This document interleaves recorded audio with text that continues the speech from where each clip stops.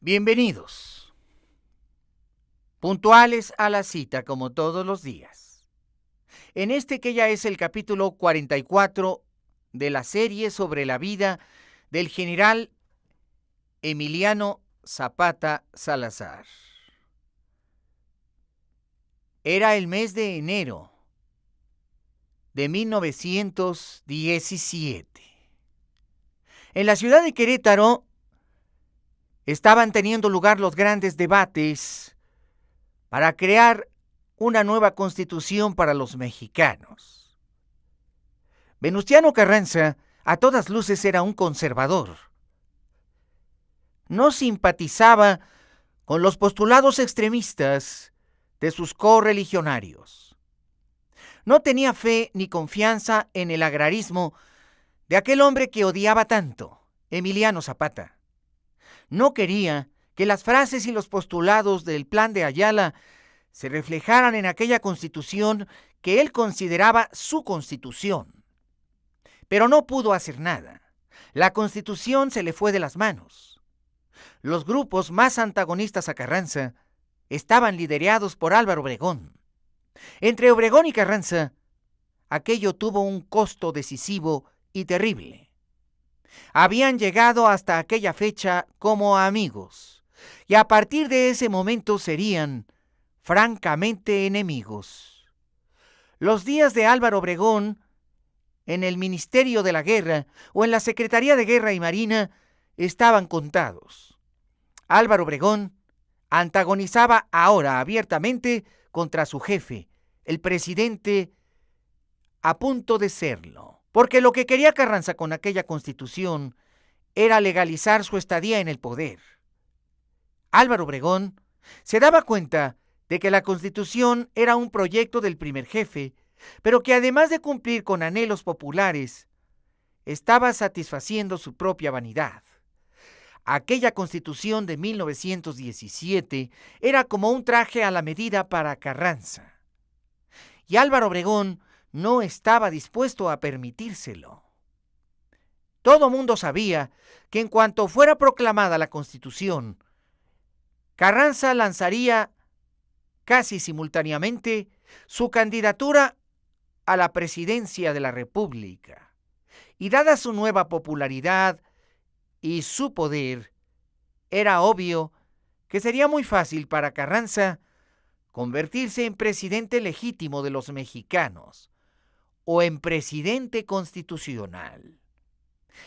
A Álvaro Obregón le quedaba muy claro que ahora el primer jefe tenía más poder que nunca. Y quizá por esta razón, o por los celos profesionales, o porque no estaban de acuerdo en cuanto al proyecto de constitución, Obregón y Carranza sufrieron un claro distanciamiento, una ruptura, un desgarramiento. Obregón, por lo tanto, tomó la decisión de también lanzar su candidatura a la presidencia de la República. El ejército estaba con él. Los soldados veían a Obregón como el verdadero líder moral y el verdadero defensor de sus causas, el único capaz de mantener a Pancho Villa y a Emiliano Zapata controlados, el único capaz de esgrimir las armas en contra de los enemigos del régimen. Como quiera que haya sido, el hecho fue que Obregón logró convertir a la Constitución de 1917 ya no en un saco o en un traje a la medida de Carranza, sino más bien en un reflejo verdadero, correcto y justo de los ideales de la nación y las necesidades de las clases que habían militado en la Revolución.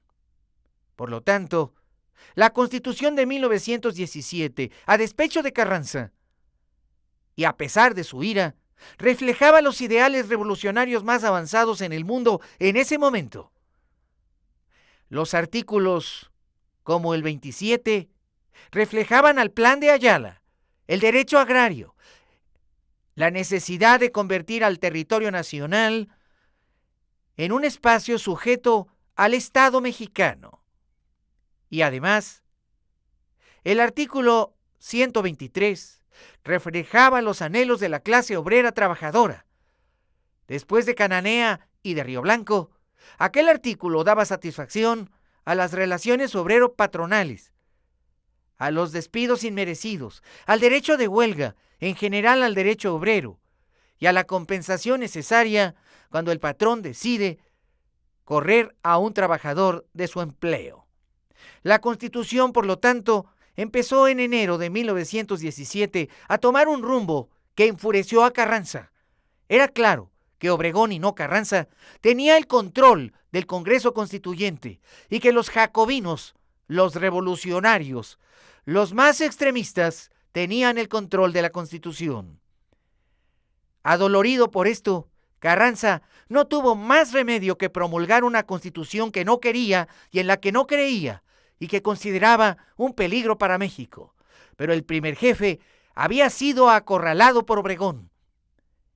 Obvio y evidentemente, Obregón tendría que dejar su cargo de inmediato, porque el primer jefe ya manifestaba en sus actitudes un sentimiento de odio terrible hacia su secretario de Guerra y Marina.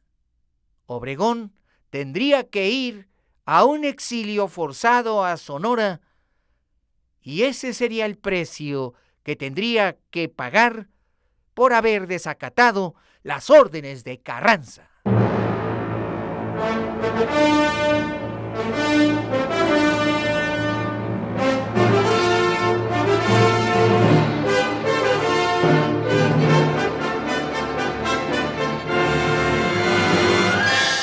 Esto es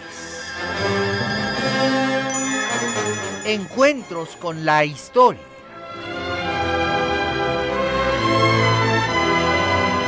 Hoy presentamos el capítulo 44 de la serie Ecos del Sur.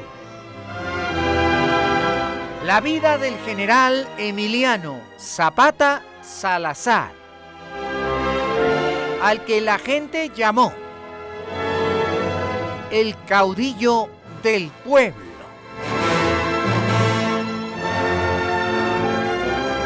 Productor ejecutivo y productor general, Ignacio Salgado Liñán.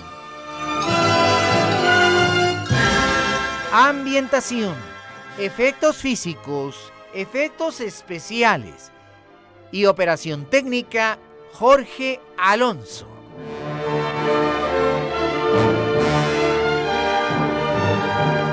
También en la operación técnica, César Arturo Becerril.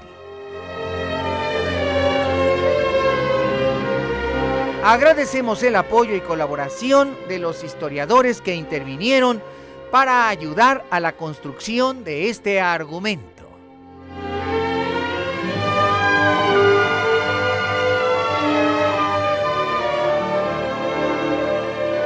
Investigación histórica e investigación musical, Felipe Saldívar. Agradecemos el apoyo y colaboración del licenciado Jaime Almeida como musicólogo y orientador sobre los temas musicales.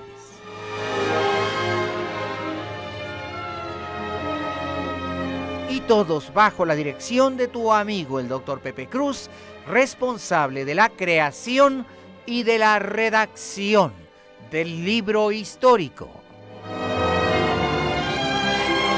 Esta es una presentación de Radio Centro 1030, calidad en tu vida.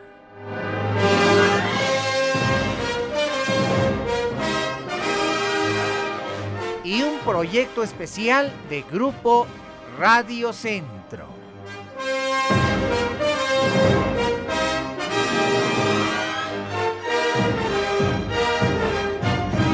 El conocimiento de la historia nos transforma en mejores personas. Y el conocimiento de la historia mexicana nos convierte en mejores mexicanos. Mexicano, haz un esfuerzo por conocer mejor tu historia.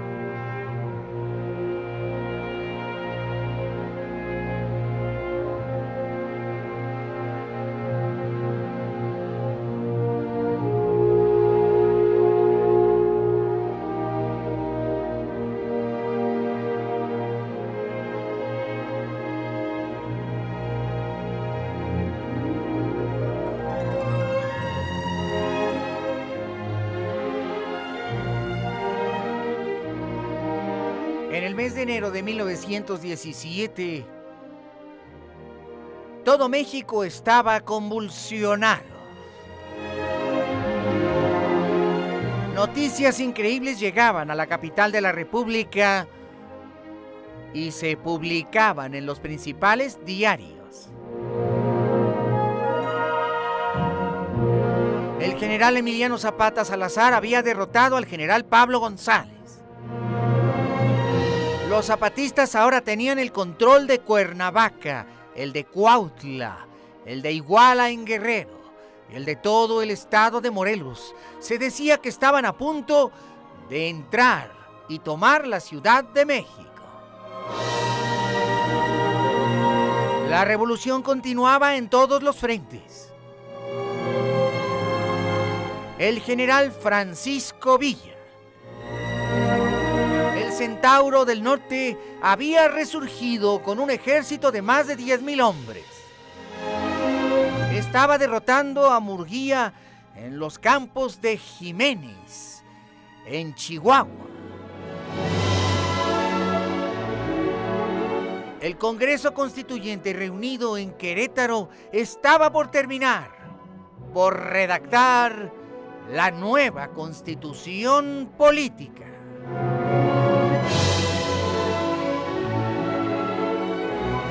Pero Venustiano Carranza, Don Venustiano, como le decía a la gente, estaba irritado, estaba irascible, estaba molesto.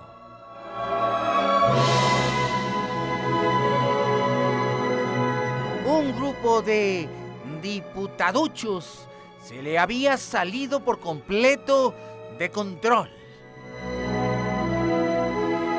Y su propio secretario de la guerra, Álvaro Obregón, les tiraba línea. Eran jacobinos, eran radicales, estaban poniendo en peligro al país con aquella constitución abominable, de tinte anarquista, comunista. Y entre ellos estaban Esteban Vaca Calderón,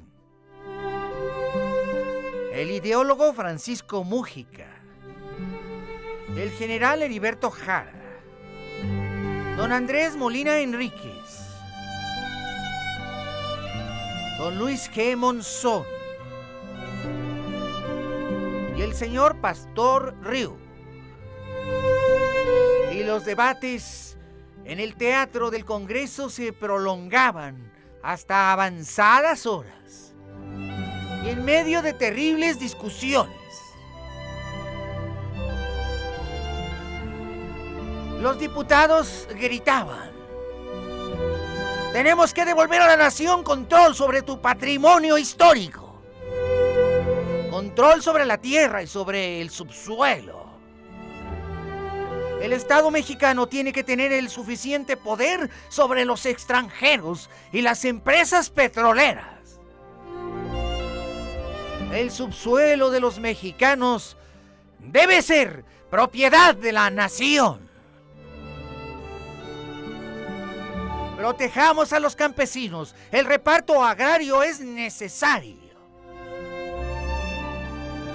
Los postulados del plan de Ayala de Zapata debe ser, sin duda, una de las grandes tareas de este Congreso. Incluyamos estas cláusulas en las nuevas leyes agrarias.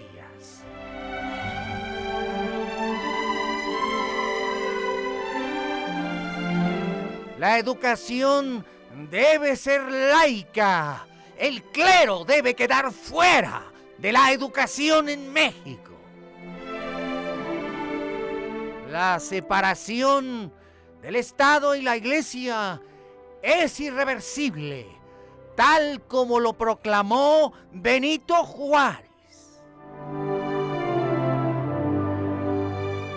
El derecho obrero, el derecho de huelga, deben ser defendidos.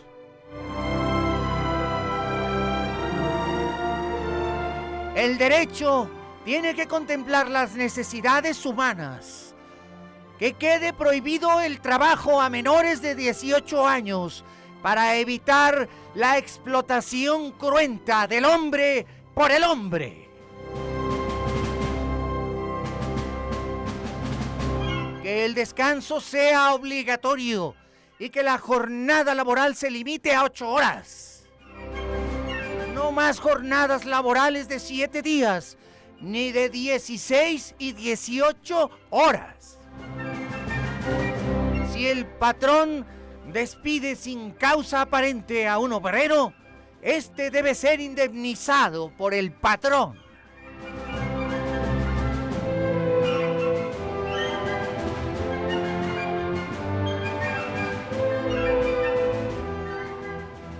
Unos cuantos días antes de la promulgación de la nueva Constitución, Carranza recibió el último borrador.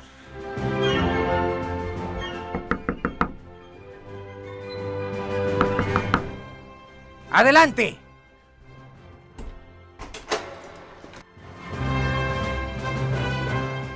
Don Venustiano, este es el último borrador de la Constitución. ¿Pero qué es esto? ¡Esto es abominable! ¡Pone en riesgo la seguridad de México! ¡No vendrá más inversión extranjera! ¡Nos moriremos de hambre!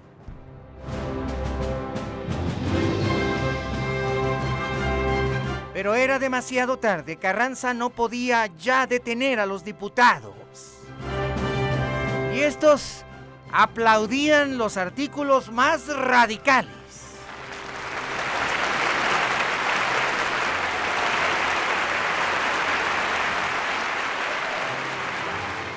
El artículo 3, que limitaba todo derecho a la iglesia. El artículo 27, que establecía el reparto agrario, la confiscación de tierras y haciendas.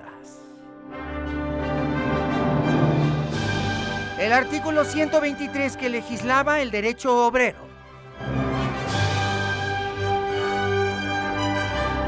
Era demasiado tarde. El Congreso Constituyente había dejado de lado el proyecto del primer jefe. Y ahora, inclusive, si Carranza se atrevía a defender su proyecto, quedaría desacreditado como revolucionario, haciendo de tripas corazón. Carranza, a regañadientes y mordiéndose la lengua, firmó el último documento.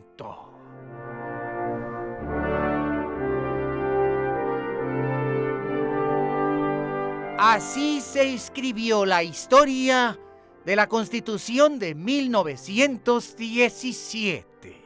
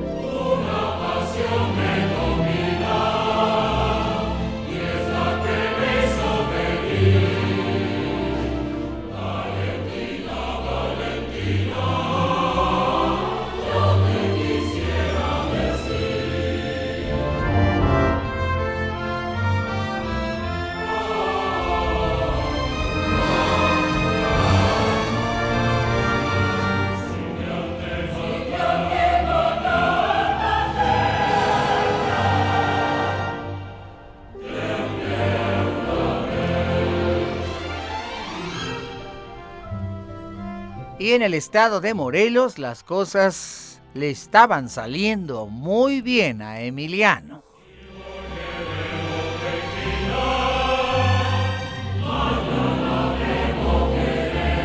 Cuando el secretario de Guerra, Álvaro Obregón, le pidió a González que le mandara a sus tropas, este chilló de la ira.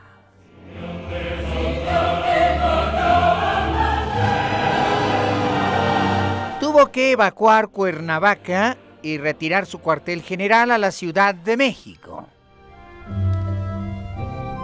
Era como entregarle a Emiliano Zapata en charola de plata el estado de Morelos. Si lo tienes borracho, Emiliano, ni tardo ni perezoso, ordenó las operaciones militares que le devolvieron el control de todo el estado. Primero cayó Jojutla, después Yautepec, Tlaltizapán, Tochimilco, Cuautla y finalmente la ciudad de Cuernavaca.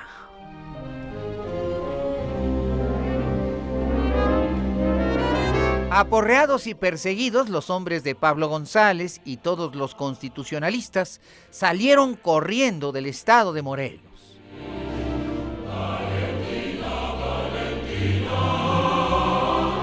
Emiliano Zapata entonces tomó sus hombres y trepó a las grandes alturas de la sierra del Chichinautzin.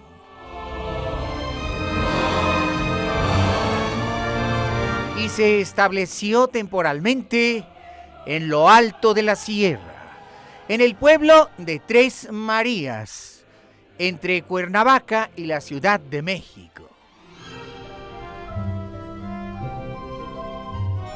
Desde aquellas enormes alturas y en medio de la Sierra de Pinos, Emiliano Zapata durante el mes de enero de 1917 se dio a la tarea de descansar y darles un descanso a sus hombres.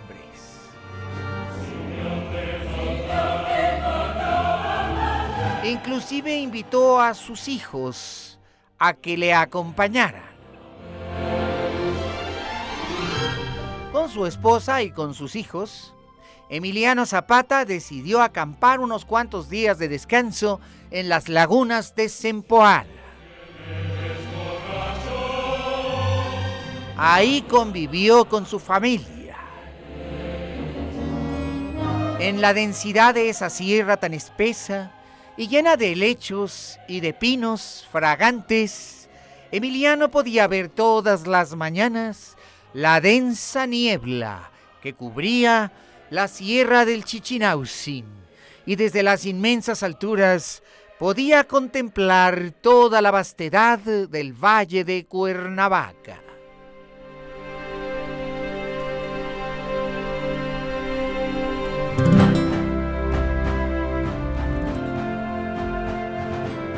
Hacia el 28 de enero de 1917, y estando Emiliano en toda calma y paz en Tres Marías, sabiéndose dueño de todo el estado de Morelos, recibió la visita de su hermano Eufemio Zapata, es decir, el general Eufemio Zapata.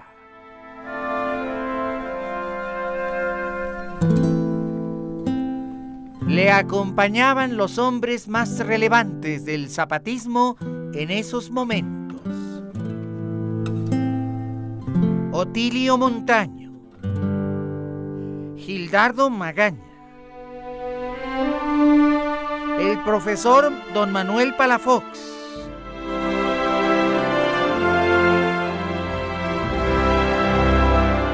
y el hombre que había creado el plan de Ayala, quien lo había redactado de pe a pa, Díaz, Soto y Gama. Sentados junto al fuego de una hoguera al atardecer, departiendo y comiendo una carne asada al lado de sus hombres más queridos, Otilio Montaño, Gildardo Magaña y Díaz, Soto y Gama dijeron a Emiliano: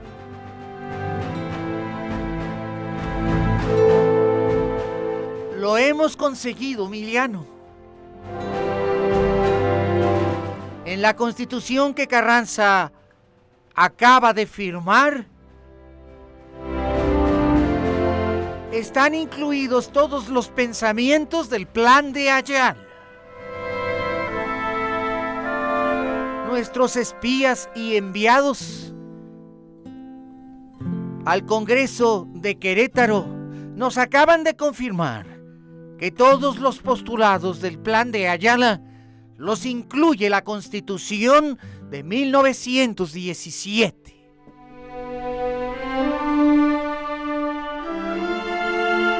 Emiliano se levantó y, mirando las inmensas montañas cubiertas de verdes pinos y a la distancia el valle de Cuernavaca, en un gesto de alegría, dijo a los suyos: lo hemos conseguido, muchachos. México está despertando. Pero no debemos confiarnos, ni mucho menos en Carranza. Confiaremos ahora en Álvaro Obregón. Gildardo Magaña le dijo: el general Obregón hizo declaraciones a la prensa hablando elogiosamente de ti, Emiliano, y del plan de Ayala y el movimiento zapatista. Tal vez una alianza con Obregón nos vendría bien. Obregón cree en el derecho agrario y habla elogiosamente del ejército del sur.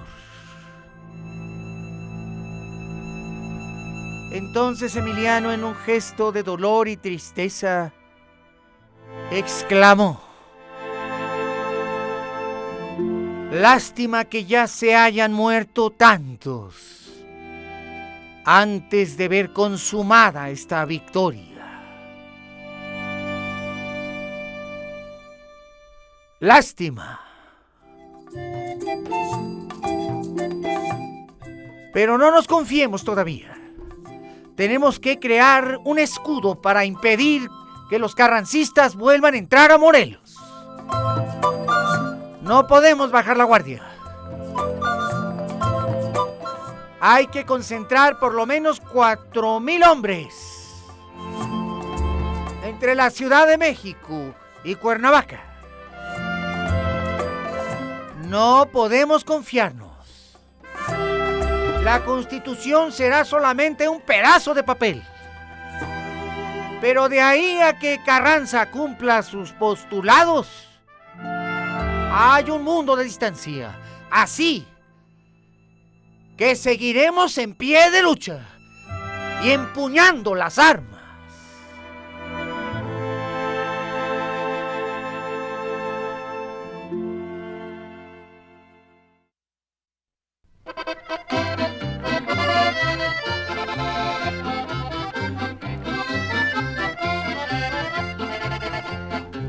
Hoy nuestro México, febrero 23, los mandó Wilson, 6,000 americanos, 3,000 caballos, 200 aeroplanos, buscando a Villa por todo el país.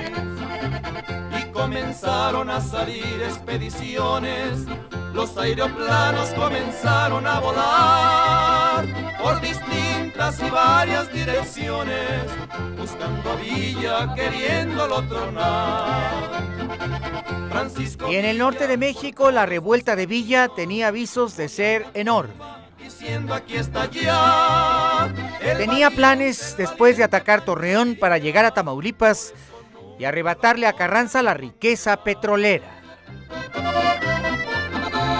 Si podía llegar a la Huasteca, podría imponerle grandes condiciones a las empresas petroleras, obteniendo impuestos y mucho dinero.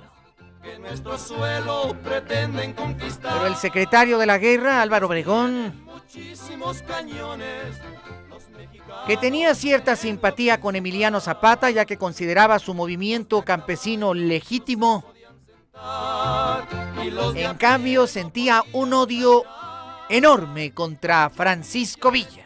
en aeroplano, y Y desde por eso no le importó desviar todas las fuerzas del ejército hacia el norte, llegaron los vecinos a dejando en paz a Emiliano Zapata, pero concentrando toda su fuerza ofensiva contra Francisco Villa. de la que ni uno Ordenó que todos los trenes militares se dirigieran hacia Chihuahua. Un cerco militar desde Agua Prieta a Ciudad Juárez. 3 columnas avanzaban contra Chihuahua, viniendo desde Torreón. cerraron y los ferrocarriles silbaban en sus vías. Llevaban nuevos refuerzos y grandes tropas para reforzar al general Murguía en contra de Francisco Villa y sus generales. Villa había derrotado a Murguía el 3 de enero. Pero esta sería una nueva historia. Y entre el 4 y 5 de enero de 1917 se libraron nuevas batallas. Los trenes villistas y los trenes carrancistas se movían sobre las vías a gran velocidad. Y finalmente, cara a cara, se miraron.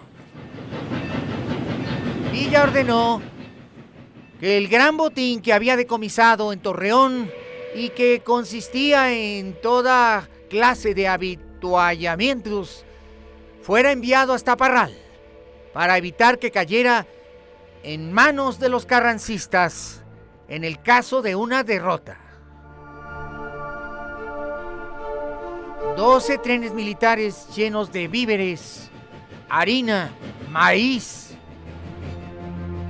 grandes cantidades de trigo y lo que había producido el saqueo, que incluía desde muebles finos hasta ropa costosa, se envió a Hidalgo del Parral.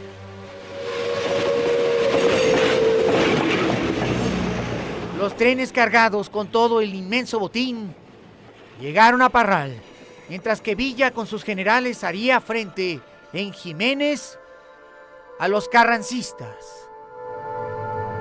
La batalla estalló nuevamente y fue turbulenta. Las fuerzas de Mondragón atacaron.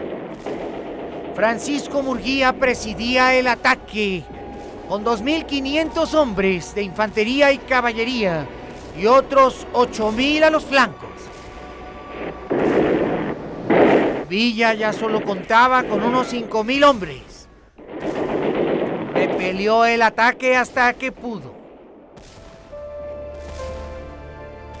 Pero esta vez, el exceso de recursos y de hombres hizo triunfar a Francisco Murguía. La metralla y el cañón no dejaban de sonar. El enfrentamiento fue terrible, hasta que Francisco Villa dio la orden de retroceder.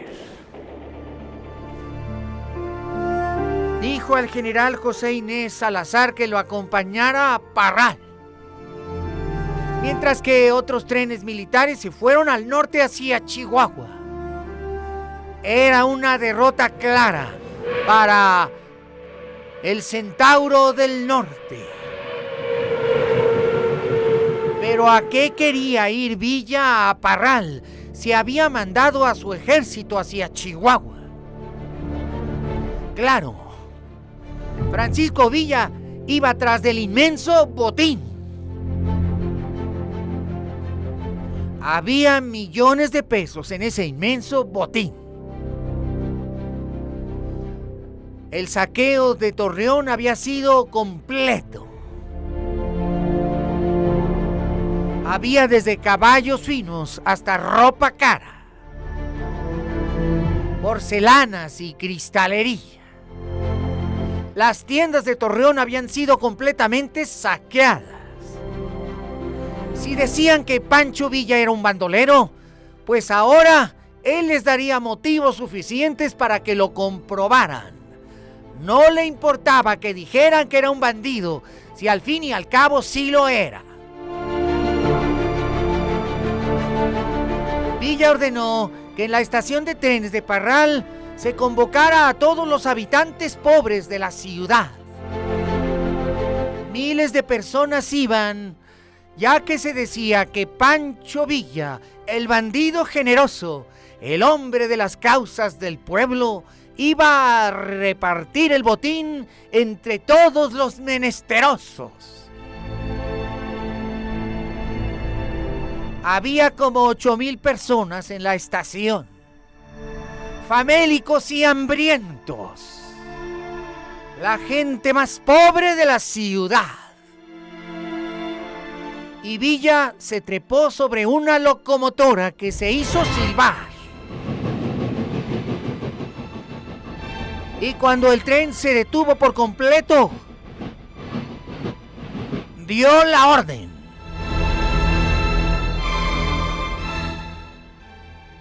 Francisco Villa les dijo: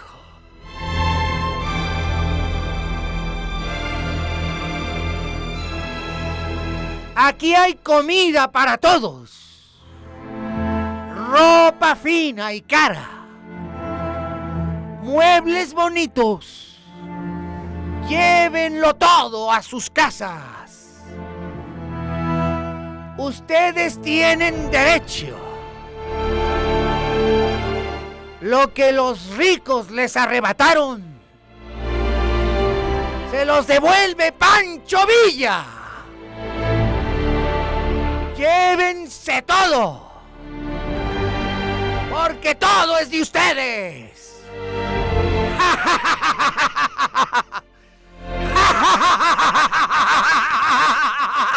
Llévense todo,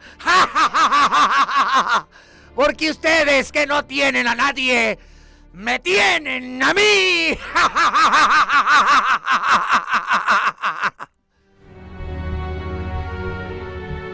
Y en aquella sonrisa siniestra, Francisco Villa decía la verdad. Estaba lleno de entusiasmo y de alegría. Y después de repartir todo lo que había en aquel cuantioso botín, dio la orden al maquinista: ahora sí, muchachitos, vámonos a Chihuahua. Y todos sus hombres le aplaudieron y gritaban a rabiar: ¡vámonos con Pancho Villa! ¡Viva Villa! ¡Viva el general Francisco Villa!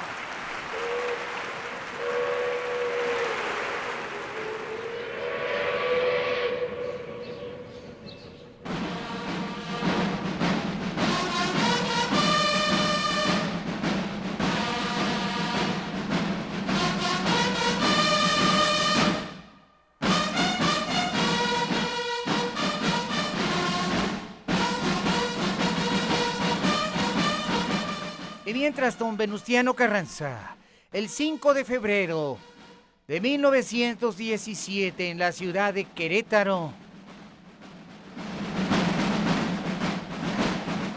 dio a conocer la nueva Constitución. Y a pesar de que no estaba de acuerdo con muchos de sus artículos, don Venustiano Carranza promulgó la Constitución de 1917, diciendo: esta es una nueva ley y un nuevo derecho para todos los mexicanos. Y los miembros del Congreso Constituyente aplaudieron a rabiar mientras decía: ¡viva la Constitución! ¡Que viva la Constitución!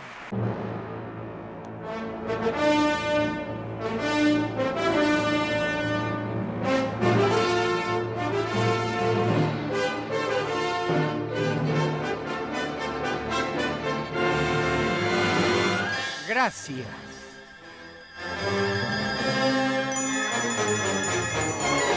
Por haber estado con nosotros.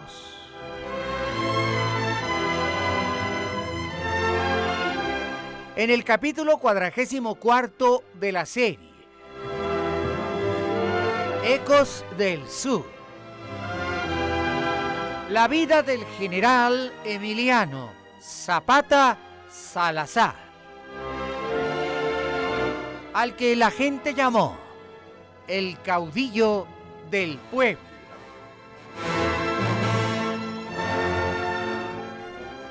El conocimiento de la historia nos transforma en mejores personas.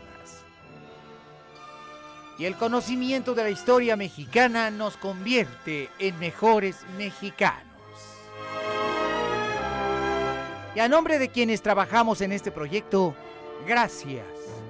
Infinitas gracias por tu preferencia y tu compañía. Y yo te espero mañana, como todos los días, porque los 365 días del año en Radio Centro, en el 1030 de la amplitud modulada, siempre son días de encuentros con la historia. Nuevamente, muchas gracias por tu fina atención y hasta mañana.